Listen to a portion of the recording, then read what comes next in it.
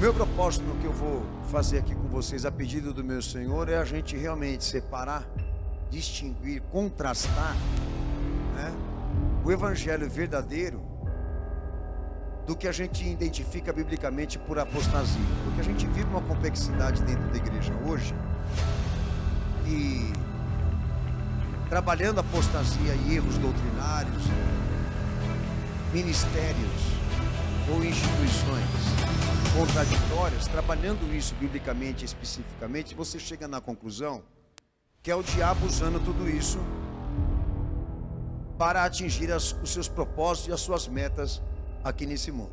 Só que, obviamente, grande parte do povo evangélico tem esse temor de identificar o diabo por detrás dessa fachada, ou até mesmo na administração ministerial dessa igreja, ou por trás daquele líder, porque ele botou na cabeça dele, embutiu na cabeça dele que aquele cara é uma pessoa sagrada, uma pessoa respeitosa, e que pontos de vistas teológicos dele, por razões próprias dele, ele gosta de fazer daquele jeito, daquela forma, uma busca pela fé, uma invocação por Deus e coisa desse tipo. Então criou-se dentro já do movimento protestante uma gama de variedades disso, cada um no seu estilo de como servir a Deus. Só que vocês têm que entender o seguinte, que biblicamente cada atitude rival ou contraditória daquilo que foi imposto por Cristo da parte de Deus não é enxergada assim, como variantes teológicas.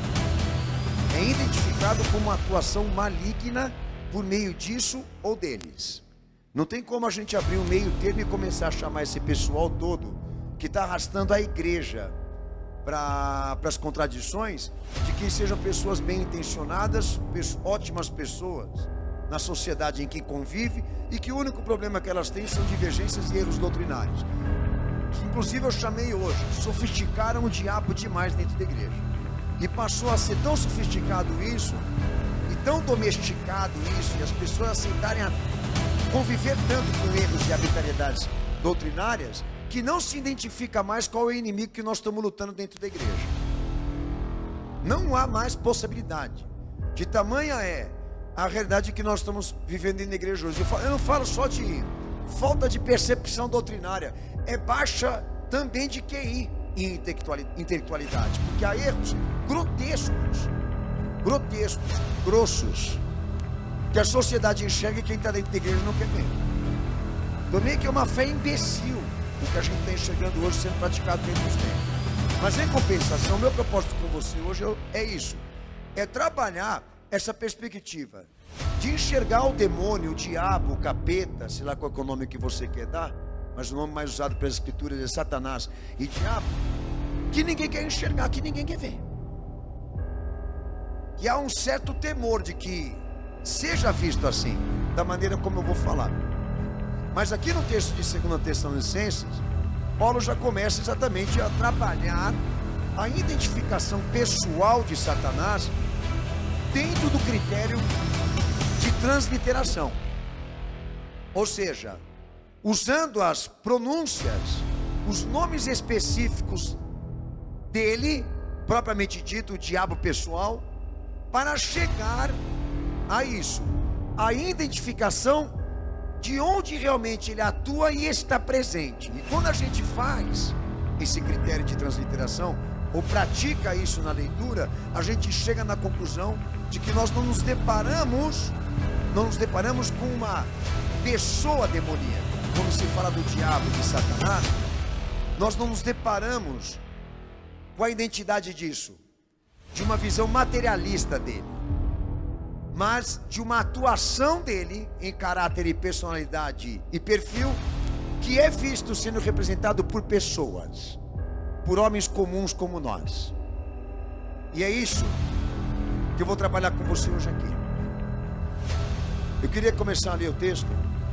Inclusive Paulo usa esse mesmo critério para definir a igreja, que não há uma obrigatoriedade da igreja identificar quem seja o personagem anticristo, tá? Mas identificar quem são os seus colaboradores, porque todos eles levam alguma característica, algum perfil levam algum detalhe dele naquilo que fazem, naquilo que atuam, seja politicamente, economicamente, socialmente, religiosamente, em toda esfera e camada da sociedade. Existem antítipos do diabo, tá? Como também do anticristo, uma ordem humana que colabora para que ele venha rápido. E é isso que na verdade Paulo define aqui, por isso chama ministério do erro. Entende? Então esse é meu temor com você aqui, de que exista uma deturpação dentro de você, e que quando você realmente olha para esse cenário caótico que a sociedade vive hoje, e a igreja também, no que diz respeito ao seu nível moral, você interprete dessa forma, como simples erros humanos. E por um outro lado, quando você define isso como falha humana, quando se fala de satanismo, você só enxerga aquela coisa, a missa negra, o rito e a religião disso. Então, biblicamente falando, há ênfase na doutrina bíblica de que o diabo não lucra com religião, ele lucra com gente que represente o seu caráter. Então não é um demônio de chifre nem de rabo que você vai ver dando lucro para ele, tá? Você vai ver uma pessoa como você, humana como você, mas que personifica e incorpora detalhes disso, do que o diabo é biblicamente. Amém?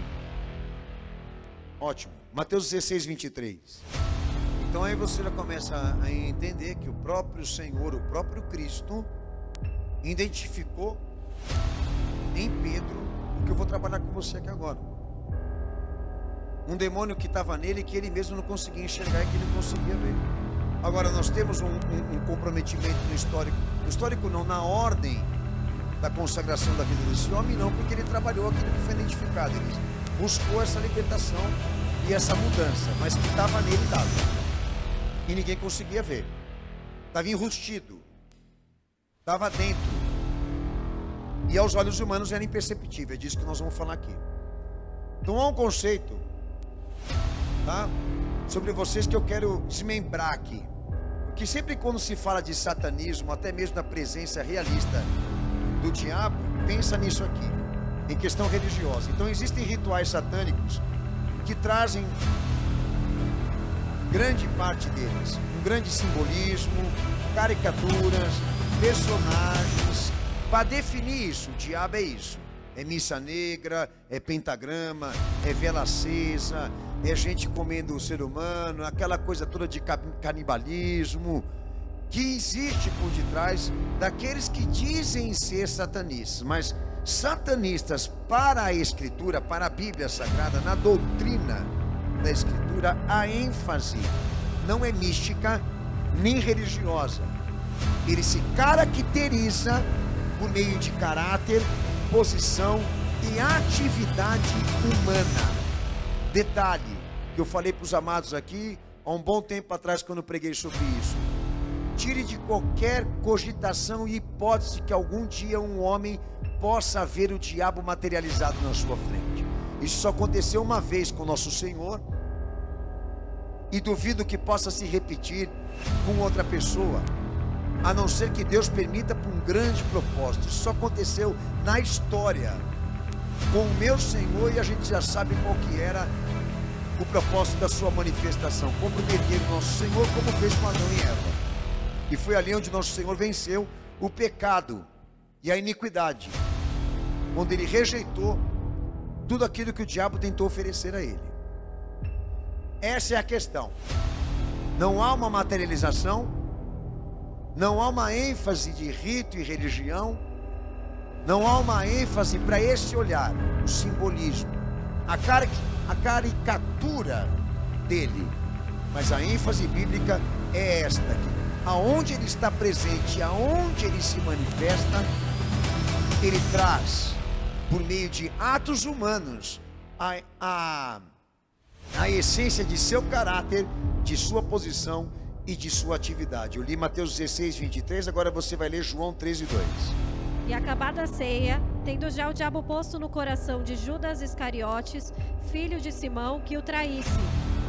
Amém? Por meio do quê? A caracterização. por meio do que esse homem fez, por meio daquilo que ele representou.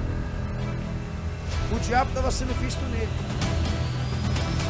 Mas longe daquela ideia de um Judas, como Pedro também, que traçava aspectos místicos e religiosos disso.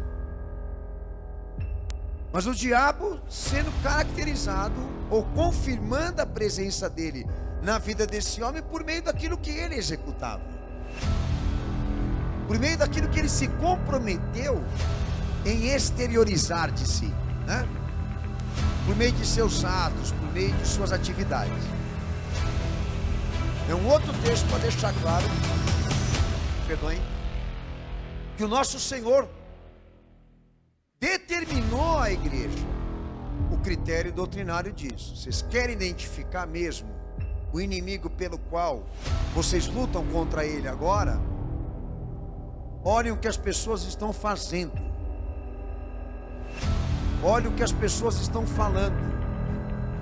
Olhem os seus atos, os seus comportamentos, aquilo que elas estão executando no plano humano, no plano material. Porque esse demônio e essa entidade, como a sua hierarquia, não irá se materializar por conta. Isso não se registra, por mais que existam, e existem, me perdoem, porque Jesus legitimou a existência disso. A nossa experiência com a ordem maligna não é direta com ela, é por meio de representantes, por meio de representações. E aí a Bíblia começa a traçar exatamente o aspecto disso. Aonde estão eles? Aonde eles habitam? Aonde eles residem? Aonde eles atuam? Por quem eles são representados? Então, como vocês podem perceber, existe uma preocupação de que as pessoas realmente sejam avaliadas psicologicamente, espiritualmente, daquilo que na verdade elas são. Porque é ali aonde está a caracterização, não só da presença, da existência do próprio diabo, como também da presença e da existência do Altíssimo e do próprio Cristo. Não diz o Senhor que pelos frutos você conhece quem são eles? Aqueles que servem a Deus. E o que é o fruto? O fruto é uma qualificadora, é uma virtude. O fruto é um testemunho individual e pessoal desse indivíduo, que Jesus deixou claro à igreja, que a nível de avaliação e critério de análise, isso tem que ser levado em conta. Porque não existe uma preocupação estética, não há uma preocupação formal, mas há uma preocupação de que todos realmente deixem explícito do que são formados espiritualmente, moralmente e psicologicamente. E uma hora ou outra nós vamos descobrir isso na sua vida, ou na minha, ou na qualquer outra pessoa, ou até mesmo no sistema que eu falei de igreja, até mesmo no sistema religioso, no sistema ministerial, como também no sistema mundial, político, estatal. Porque essa é a questão. O diabo trabalha também a perspectiva de criar e gerar antítipos dele, representantes de suas ações. E esse é o satanismo que nos preocupa hoje, dentro da igreja, tá? Porque a gente vê a presença dele, não a cara e o rosto dele, mas a presença dele sendo testemunhada por meio de ações humanas. Mas um outro texto que eu queria dar à igreja para confirmar isso que eu estou falando aqui, Atos 5:3. E não importa se isso venha com um rostinho ingênuo, ou intelectual, ou moral, puritano, sagrado, santo, que alguns até se constituem assim, não importa, porque o traço dessa identificação está naquilo que a pessoa pensa, fala e vive. Agora eu pergunto, tanto o caso de Pedro, de Judas, como também de Ananias, eles estavam possessos? Aquela coisa meio exorcista, eles estavam possessos, eles demonstravam insanidade, convulsão? Não. histeria. Não, eram pessoas estáveis, aparentemente, normais, aparentemente, até nesse caso aqui, equilibradas, porque no caso de Ananias mesmo, ele discutiu, correspondeu às indagações do apóstolo. Mas o que a doutrina bíblica e a experiência da igreja naquela época, como do nosso Senhor, deixou claro para nós? Que o diabo estava lá. Não tinha missa negra, não tinha pentagrama, não tinha vela acesa, mas o diabo estava rendendo com esses caras aqui, por intermédio de contradições. É o diabo que ninguém quer ver. Aquilo que eu disse para vocês, que foi dado uma sofisticação e que se chama de mero defeito. Não é mero defeito,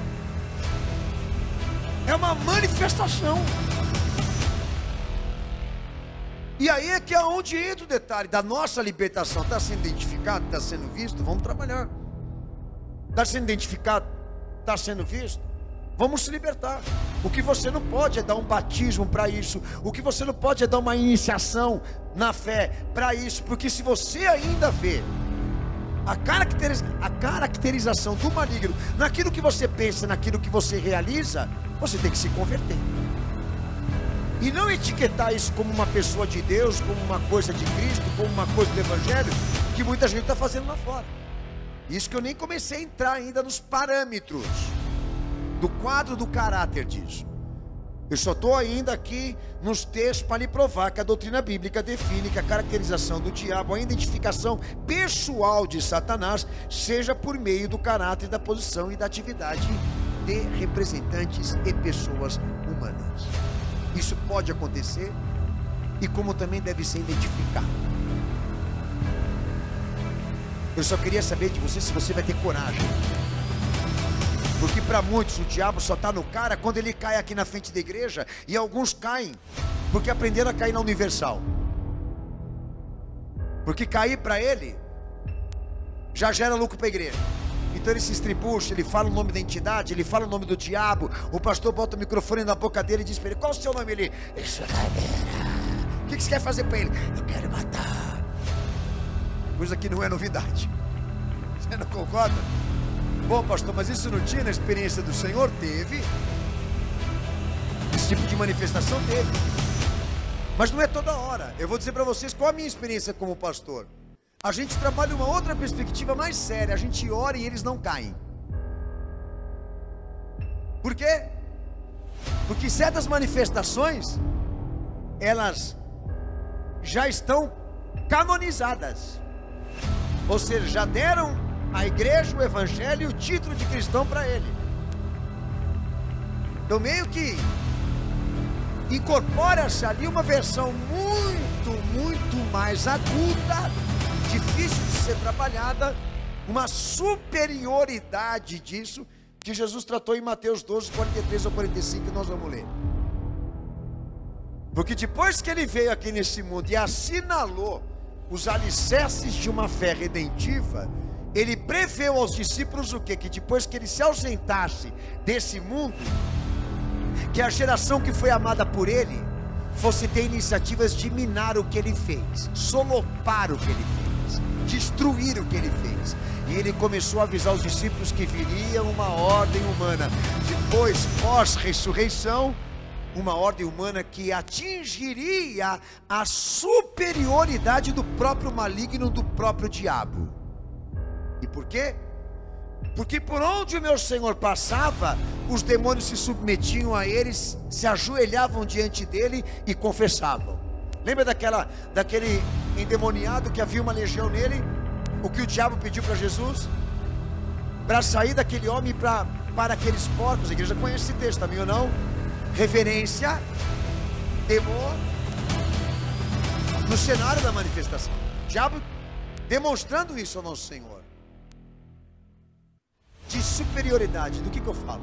Aonde está a superioridade que eu me refiro e que Jesus ensina nesse texto?